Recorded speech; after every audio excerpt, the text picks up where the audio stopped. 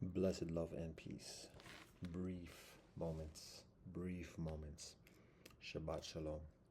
Juma Mubarak. Midway through the Upasada.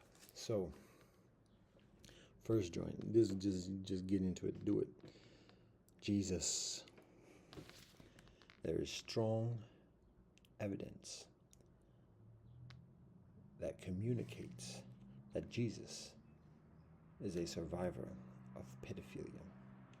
Not just pedophilia, a Greco-Jewish pedophilia ring. For some that might sound like blasphemy. For some that just sounds like craziness or whatever else. There is strong evidence. We in researching pedophilia culture for years, and particularly within recent weeks, we understand a number of the characteristics of the conditions and behavior of society and people that are involved. Parents, mentors, and additionally.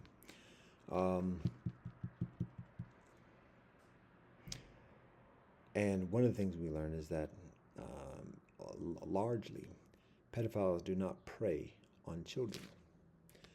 Pedophiles prey on vulnerable mothers. And there's all different types of pedophilia. And pedophilia rings and cults and circles and ciphers and whatever else. From very extreme to very mainstream.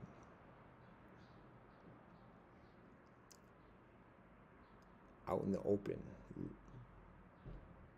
Applications accepted. Situations. All right, fast. Expedient. So, some of the signs. This is just some of it. Well, might sound somewhat comical, but the narrative of grown-ass men, strangers, visiting a child and worshiping or honoring and bestowing gifts upon a child. Again, that's unquestioned. It's unquestionable. It's unthinkable. But at the same time, understand. Again, pedophiles prey on vulnerable mothers, Moors. In the narrative of Jesus, there is the absentee father, Joseph. And there's the mother living in the conditions Joseph was with her at the time, but in a manger, fleeing from place to place.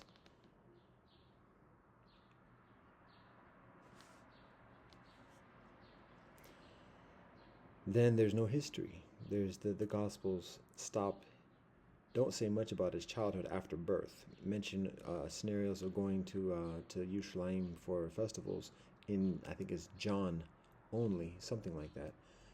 But then after the age 13, that's it. And there's a consideration of that's when Jesus makes his move out. And there's wilderness and everything else like that. And he has to reconcile, he has to navigate and work through the machinery of society at that time. But what we also know about society at that time, particularly Greco-Roman civilization, is the normalization of pedophilia. Mentorship. A mentor is a man, a grown man, a professional, who provides guidance, keys to society, to a family, and to a young man, a young boy, for the exchange of sexual intimacies. And the family sanctions that. The parents agree, and it's an official thing. That is a normalized arrangement and behavior and network and circles, and additionally to get connected with an auspicious mentor for the prospect of the boy's professional vocation and the benefits that provides the family, the economic benefits particularly, connections and otherwise. That's a normalized thing within Greco-Roman civilization, particularly including the time of Jesus walking the earth. So that's not too much of a stretch. Jesus associates with prostitutes and tax collectors. He's comfortable in that scene. That's not derogatory. That's just recognizing that people who are sexually abused, sexually molested, and additionally, even after getting out of those situations, tend to only be accepted by certain types of people, and socialized accordingly.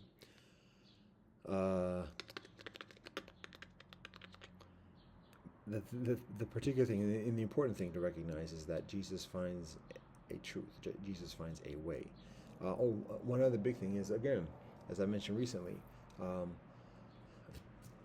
that in Judaism, slavery of others, outsiders, foreigners is allowed. Slavery of, or sex with slaves is allowed, and enslavement of children is permitted, and presumably sex with enslaved children of foreigners is permitted. That would be pedophilia. And that is an extremely lucrative trade to, to keep on the QT. Not necessarily within Judaism per se, but to have it available to be ingratiated with whatever hierarchy, whatever society the diaspora finds itself within through the millennia. And this is not shade. It exists within all cultures and all religions, so it's not exclusive to Judaism, but we're just talking about this particular historic context. So all those elements are exactly present and prevalent amidst the narrative of Jesus. And it's very beneficial to be honest about this and understand what the nature of the transformation is and the healing that's involved, the pain that precipitates that healing. That type of strength and miraculous healing and spiritual power comes from tremendous pain and affliction and an understanding of how to get through that pain and affliction. So it's very appropriate. And again, to think about Jesus being invincible or not being vulnerable or whatever else, if it's not blasphemous to recognize him getting slapped in the face and molested and abused before he's crucified, why is it any further implausible or blasphemous to recognize the abuse that he experiences? What's going on with the relationship with his mother? That's articulated in John from the very beginning. That's articulated within the Gospels as well. Comparative alienation, not just with his mother, but with his whole family. And yes, it's the nature of the spiritual ascetic. However, at the same time, one of the things that's recognized in pedophilic culture, particularly in the comparatively mundane renderings of it, is how families designate a child to be the sacrificial lamb, and basically sell the child off for the sake of the other children, for the, again, economic opportunities, education, and otherwise, job connections, and otherwise. So there's consideration of Jesus being identified as that prospect, particularly, his earthly father, Joseph of Arimathea. Is it Joseph of Arimathea? Either way, Joseph has a certain motivation to say, oh yeah, even in continuing to marry, to be wedded with Mary, still having preferences for his other children that he later has with Mary. And that lending itself, at least in some ways, to abandonment. Where is Joseph in the whole narrative of Jesus? And many people might probably do say through the centuries that, oh, this is that is the result of the historians, the scribes who frame the narrative in such a way to emphasize Immaculate Conception and otherwise. Either way, it factors into the historic, the actual narrative, earthly narrative or otherwise. Again, without getting into the details, that's just consideration and guidance for today, particularly because of what people are experiencing today, sexual trafficking, and not even just like the heinous stuff, but just even, again, the mainstream pimping of children in a slow motion, long-term kind of way, the grooming of children at a young age by parents, by teachers, by the community, to be not inoculated, acculturated within the collective, and even when that collective practices sexual deviance in one way or another. So, anyways, that's the emphasis again is the solution, and Jesus provides one. All the teachers provide solution, but it's also beneficial. It's necessary to address the affliction genuinely, directly, honestly. So that's one joint.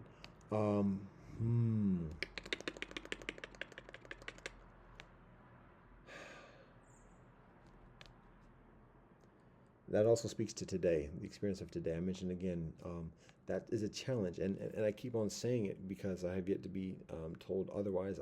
I've yet to be informed otherwise, otherwise. But the actuality that in the tradition of Judaism, particularly specifically, but also within Islam, according to the Quran, there's the permissibility of having sex with slaves, and there's no age limit to that.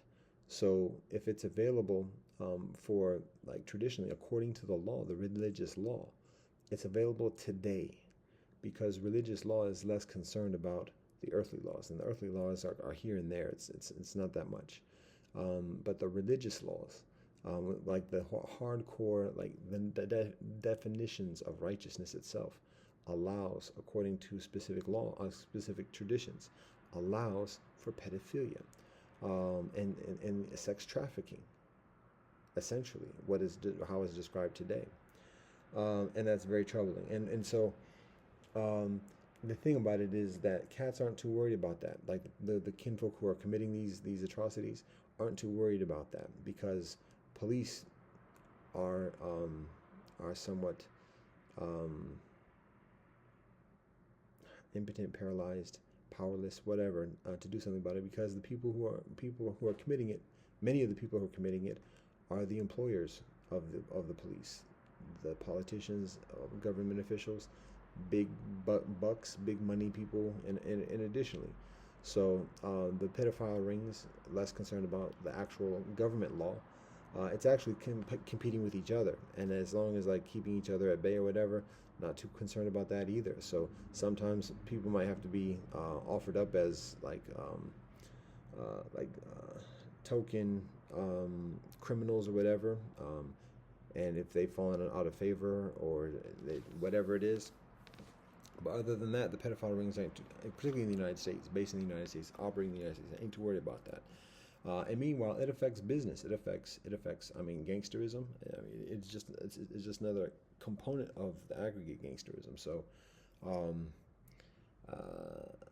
anyways, there's a historic sense of impunity that kinfolk seem to have, and particularly recognizing that the kinfolk with the guns, government, police, military, are working for the kinfolk who are doing this. So.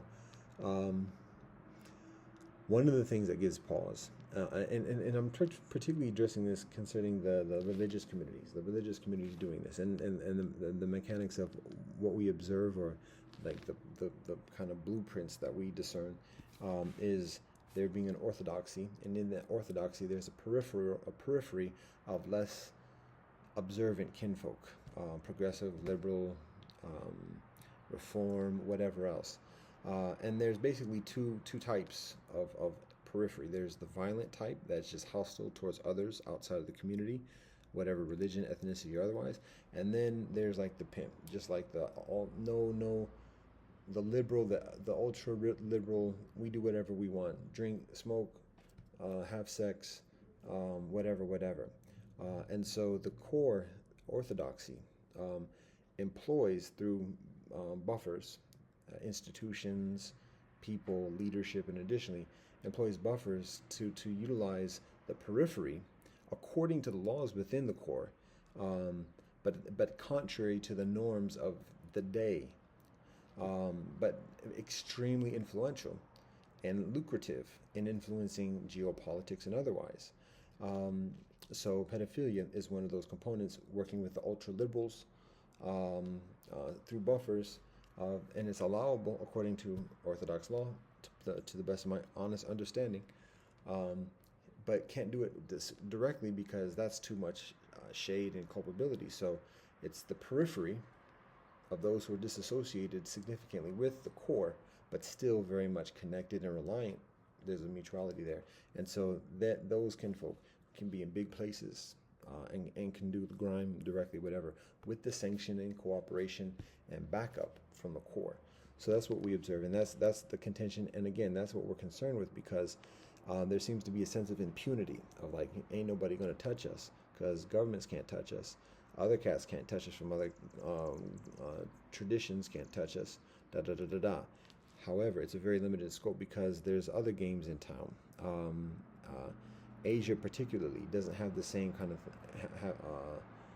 structures that I just described per se. There's still different types of corruption or whatever else, but in terms of having social agencies, like is anyone aware of like a Jewish agency that specifically advocates for against pedophilia for all children, not just for Jewish children? Same thing with this within Islam, and additionally, and there may be further likelihood of there being something in Islam, but even Christianity, I was gonna say touchy subject, but nah. But I mean, particularly within Catholicism. I mean, anyways, all right. It's about to be Shabbat. Come on, let's go.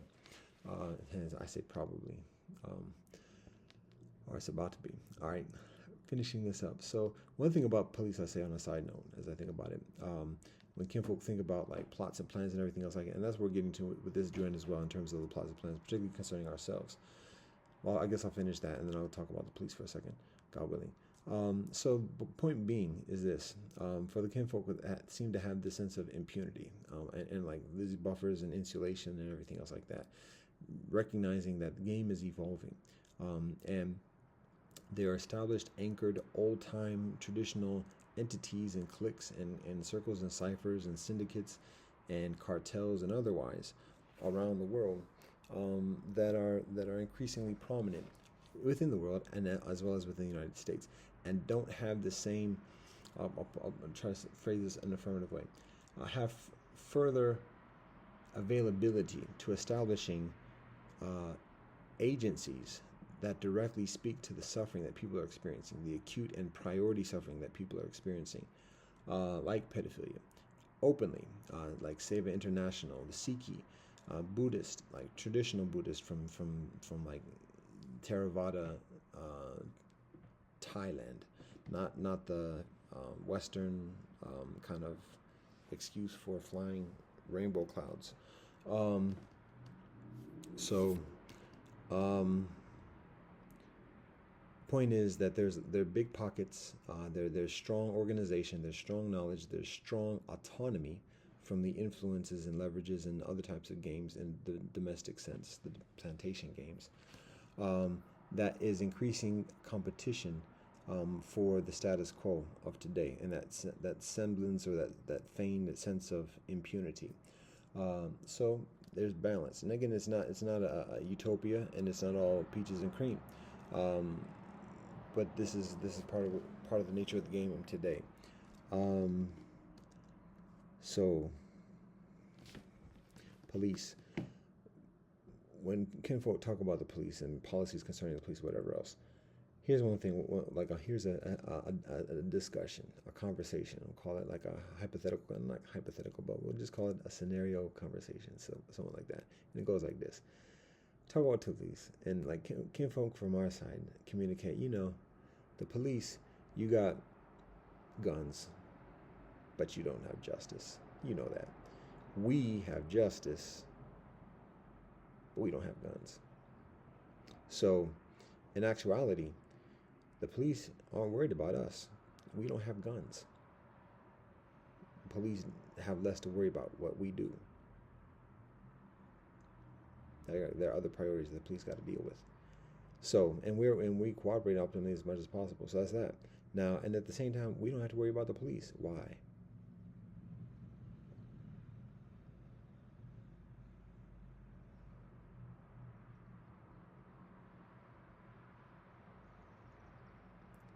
No expectation. How do I put this? There was a clear answer to that a minute ago, and then this is not even the kicker. Why don't we have to worry about those that have guns and not justice? We walk with the Most High. We're not invincible. We're not impervious. But the contenders that we deal with are those that have some semblance of justice or knowledge or whatever else. And ultimately, our greatest enemies is our own selves and our own susceptibility to temptation and indiscipline, lack of discipline, lack of concentration. So police are not our concerns. And we know the police aren't at us because we have less of what the police are looking for. So, anyways, that's one reason why we don't worry about police too tough, and that's said from a brethren and a body that's been locked up, beat down, and otherwise by police. So, it's not said lightly. Um, the knock on the door has happened many times before. So, that's not it though. Here's the kicker: both us and the police, what we actually have in common, shared, is like the priority of who we do have to worry about, and it's this category of people: those without guns and without justice. What the genteel crevice dwellers that don't do the dirt and the ground themselves, but mind fuckery all around to do nasty business through the hands of others. So that's the concern. Now there's the fourth category. I guess we're going to do all these different scenarios. There's the fourth category of have guns and justice. Haha. Well, for those who recognize or perceive that category existing, the biggest concern those kinfolk have is their own selves again, because that's delusional. Blah, blah. All right. What else we got? Black folk. Again, all different types of black folk. And here's the thing: black folk are never satisfied. All folk are never satisfied. Black folk are particularly never satisfied.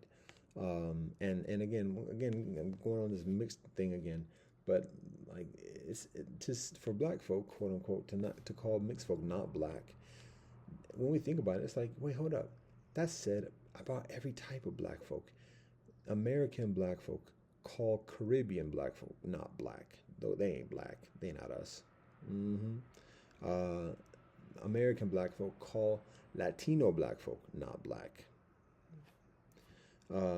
American black folk call Africans, straight up Africans, not black. They don't know us, or they think they look down on us. Da da da da da. American black folk accuse European black folk of not being black. Y'all don't know us. Nah. Da da da da. So, black folk calling mixed kinfolk not black, that ain't no different, and it ain't nothing new per se. It's new in the sense that it's increasingly prevalent. And the whole thing about calling somebody not black is just being abusive. It's throwing people under the bus. It's finding a victim and trying to juice that victim or milk that victim as much as possible. That's what it is. It's opportunism, and it's slave mentality. So getting back to this whole spiel again. So can we end this with a positive? There was something else I was thinking about. But that might be it for now.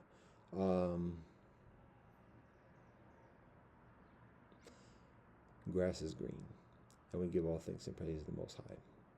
Bless, love, and peace, Rastafari.